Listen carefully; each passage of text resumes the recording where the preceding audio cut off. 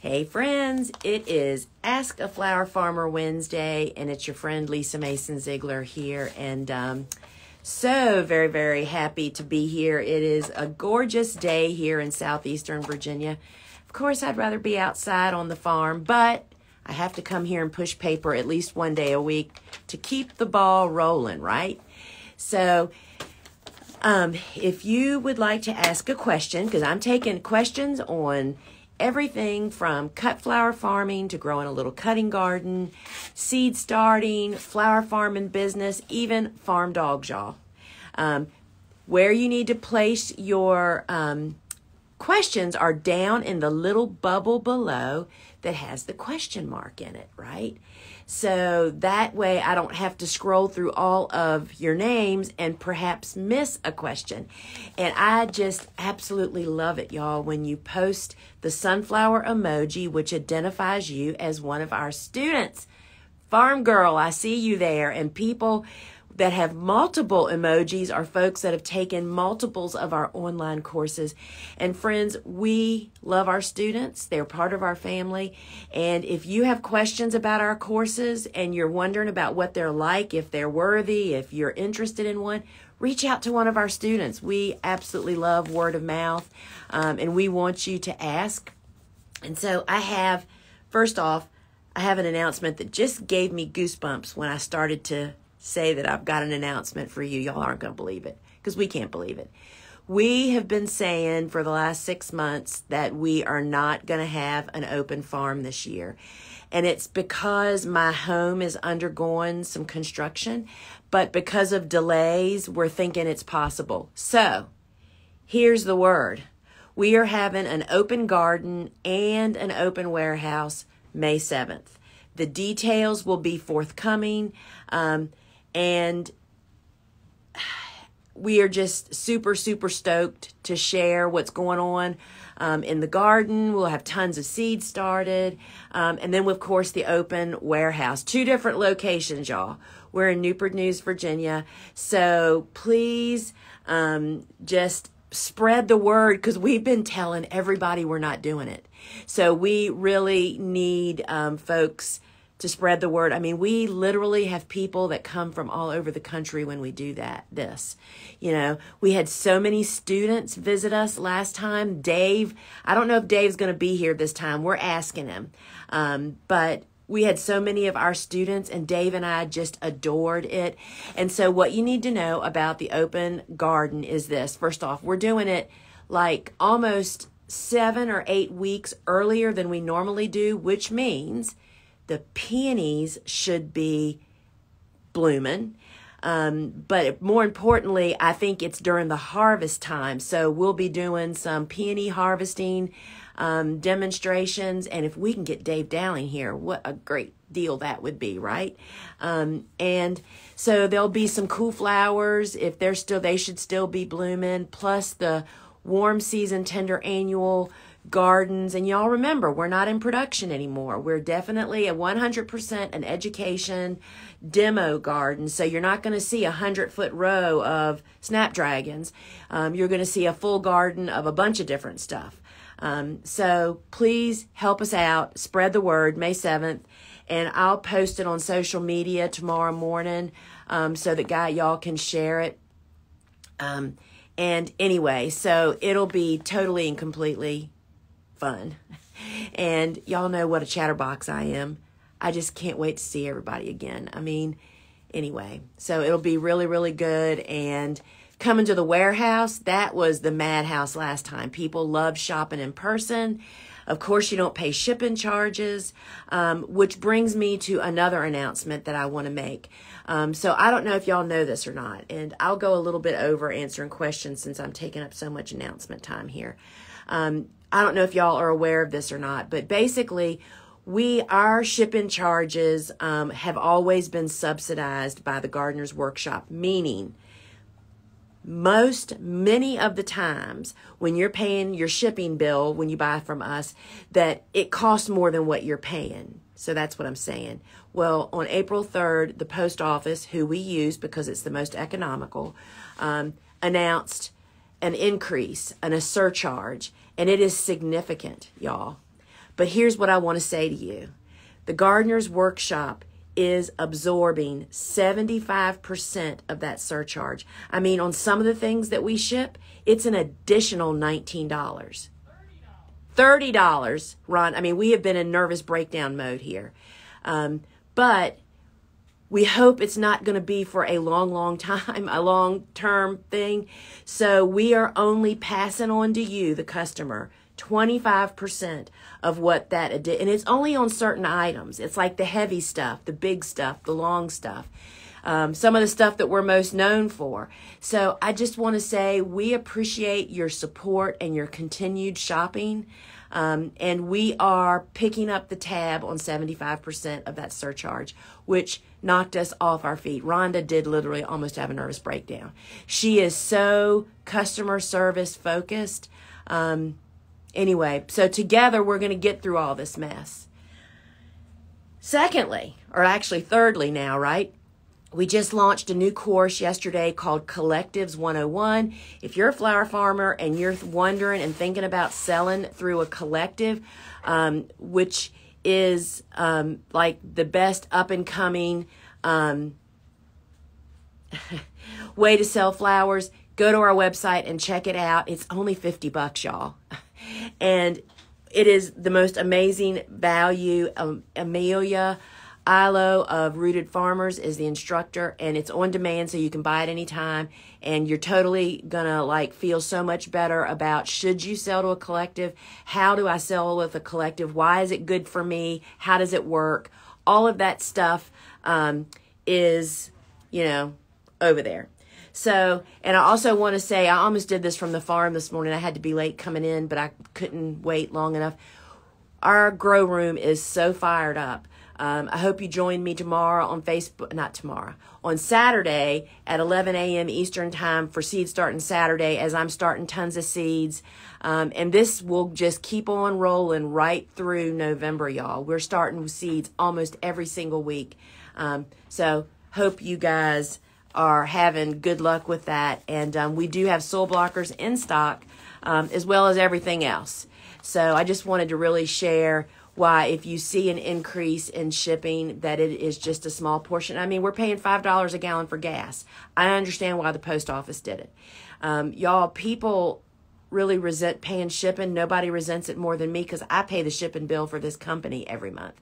And it is a necessary, if somebody's going to bring it to you, you got to pay for it. And that's why, another reason I'm saying May 7th, come to the warehouse and shop till you drop. And we'd love to have you come here. So let's take a look at some of these questions.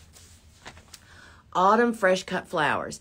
I planted out snaps too early in very early spring, and they look skinny and yellow and sad. Should I pull them and use that space for something else? How long should I wait to see if they bounce back? That is such a great question, Autumn. And I will tell you that some of our cool flowers that were fall planted look a little weak right now. But I would not pull them yet. You need to wait, let them get in. First off, you have to be sure they're getting water. They're being watered on a regular basis for their need, and that you fed them. I would give them, if they're looking a little sad like that, I think I would give them in a watering can with a sprinkler head, a little bubble bath with the fish and seaweed Neptune's Harvest according to the directions on there for just feeding house plants or plants in the ground, and just give them a little bubble bath there and be sure that they're getting watered on a regular basis. But I'd give them more time, because oftentimes that stem that you're looking at is not the part. All of a sudden, all these little shoots are going to come up from the ground around that shoot, and that's what we're counting on. All right, Beth. Stringing Christmas lights was the only time my husband and I quarrered until we put row cover over our sunflowers. Is there a magic trick to putting two pieces of row cover together? So Beth, first let me say, I do row covers and netting by myself. That's kind of how I have perfected it, because I farmed by myself in the beginning. And I definitely find that it is much easier to do these jobs by yourself. All of the product videos like on row cover and netting, I think, show me doing it by myself. And of course in Flower Farming School, which is more in depth, everything is done by myself because most of us are loners. But it's not easy, I will say, to put two pieces of row cover together. You mean like you need this long, but it's only this long and you have two short pieces. It is totally annoying. And so if you're using hoops, which I would guess, the first piece has to go past a hoop and you have to have extra weights and weight it down. And then put the second piece past that hoop in the other direction and put it down. So that is definitely difficult. In fact, every time I go to do that, I say to Bobo, throw away anything too short. So you just need to get longer ones. And to say that, our sunflowers look awesome. I looked at them this morning. I have 2 plantings in the ground. Another one's going in tomorrow. And they were so beautiful and it's warm. I almost uncovered them and then I thought, what if a rabbit came and ate them? So I left them covered. So thank you for that question, Beth.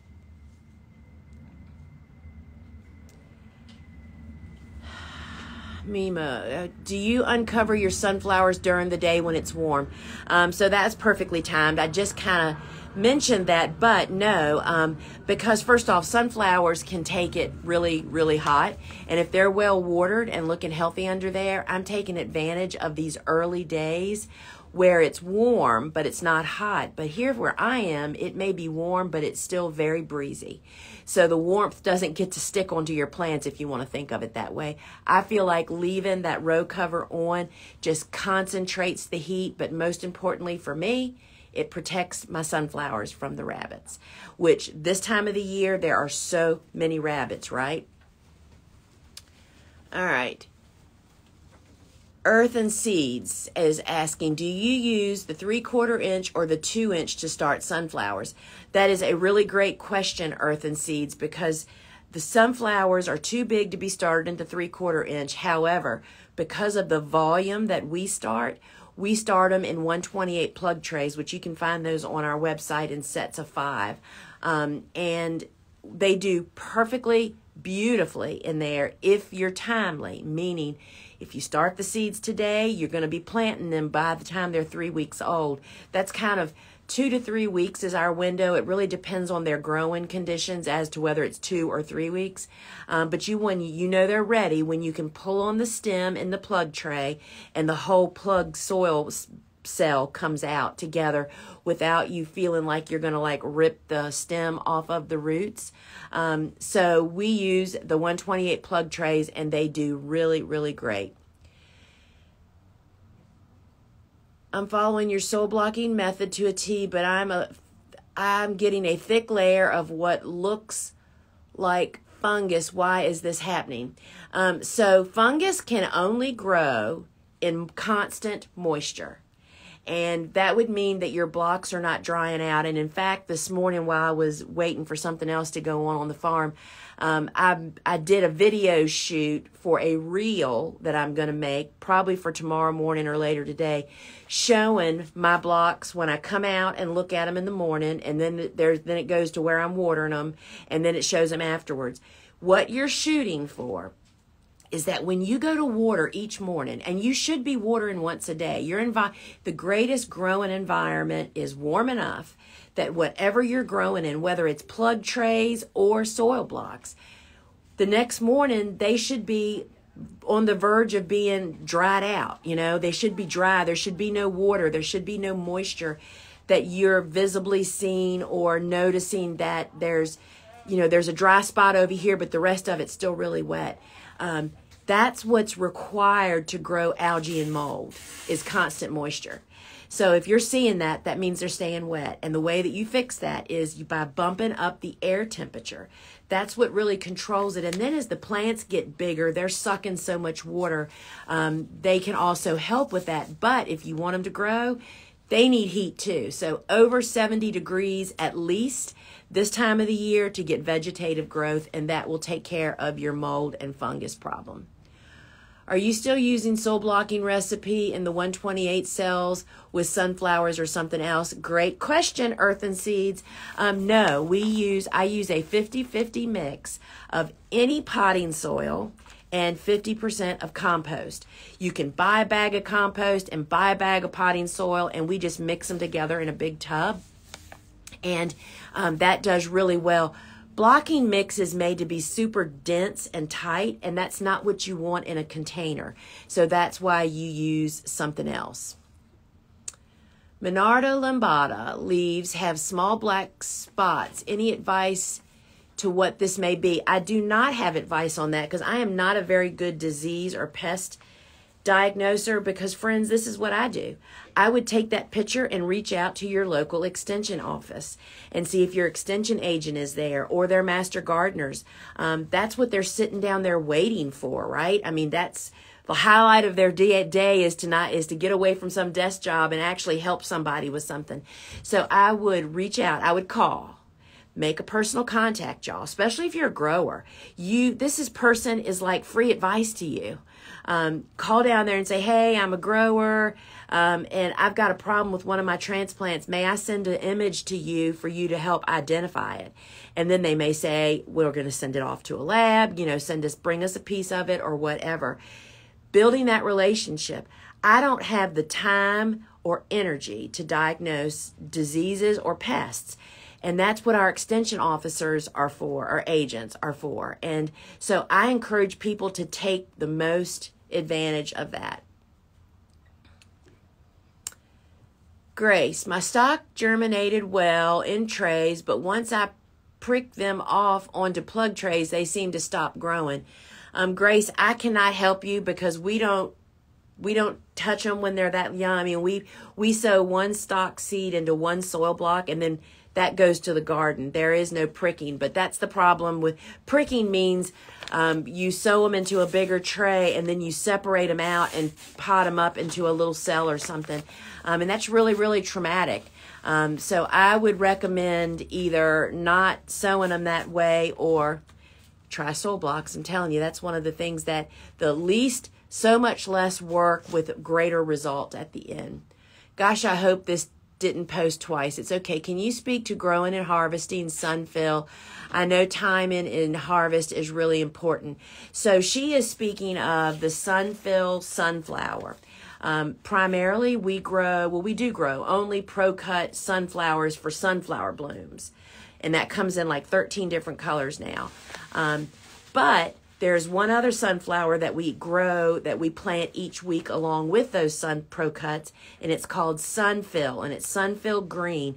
We grow it not for the petals that are going to ultimately pop, but for the bud head, which just has layers and layers of sepals. Those are the little green layers of, I was going to say fabric, of foliage or whatever you want to call that tissue.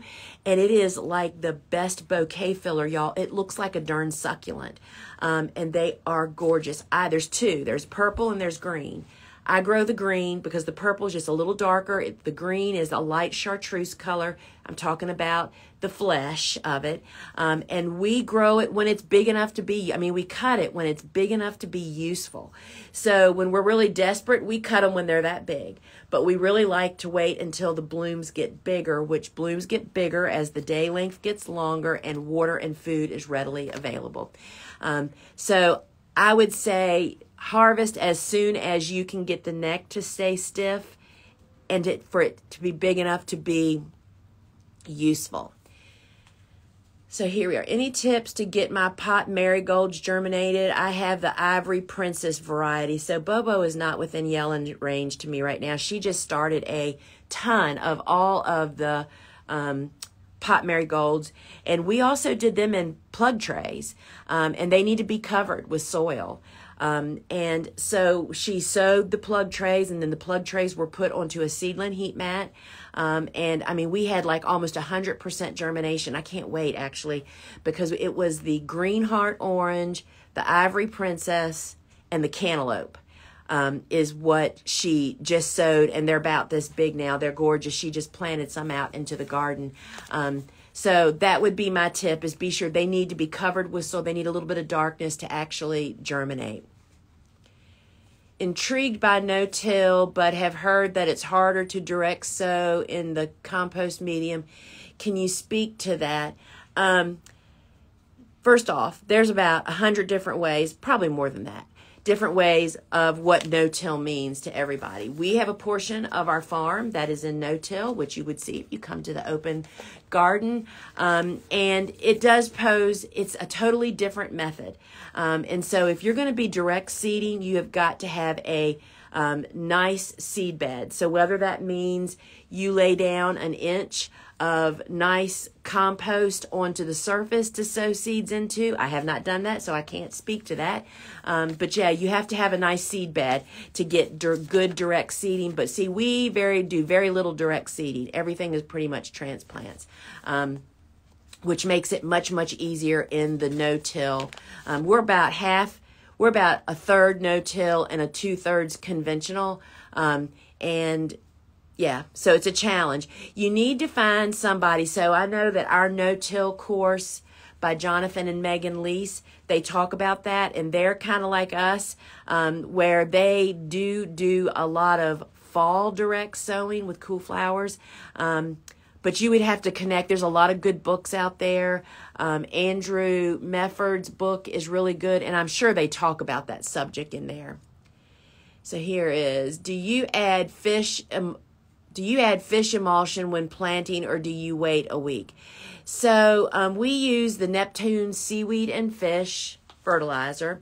That's what we use for our transplant room, and then we do even occasionally run it through our irrigation, and use it for soil drenches and foliar feeding. We use it for all of it. So when we're actually transplanting, we typically give the transplant trays a drink right the morning they're being planted, and we usually fertilize them at that point. They have been getting it once a week, and they're watering. And then where they're being transplanted into also had the dry organic fertilizer, which you can find that on our website, mixed into the dry soil. It's dry into the soil at preparation. So they get food as they're leaving the grow room or off the carport, and they have food waiting for them in the garden. So we don't use any fish emulsion typically at, at the actual plant, in the planting hole or anything. Do you add fertilizer when you water your blocks? If so, what kind? Oh, thank you. So the Neptune's Harvest you can find on our website. Every Monday, my watering can in the grow room for every tray that is under grow lights or on the carport gets the dose as recommended on the bottle for houseplants. And so everybody gets their watering that morning, and it has fish and seaweed. Then on Wednesdays, in the watering can, it gets Natrol, which, is to prevent a fungus gnat outbreak. So yes, that's what we use. Do you plant cosmos in 3/4 inch blocks? Yes. I think some of mine seem upside down. Is that possible? So funny. We have this conversation all the time, Bobo and I. Marigolds, zinnias, cosmos, can't think of any others right now, are spears. And they could be upside down, but we find they all seem to germinate fairly well. So yes, we do start all of those in the 3/4 inch block. Do you pinch spring green celosia? No.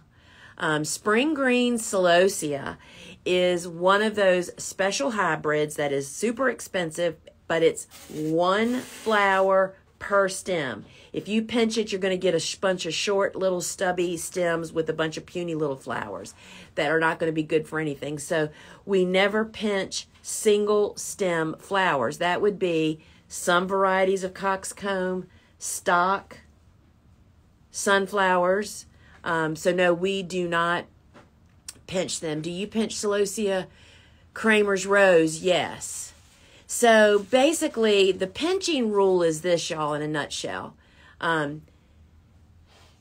Any branching annual, and there are, like celosia cressida, which is coxcomb, is a perfect example. Some of them are single stem, some of them are branchers. Most of them are branchers, actually. The way you can really kind of just pick out the single stems, they're the ones that the seeds cost 10 times more than the rest of them because they're special hybrids. They're hybridized to not go to seed so early so you can get them bigger before they get all seedy underneath.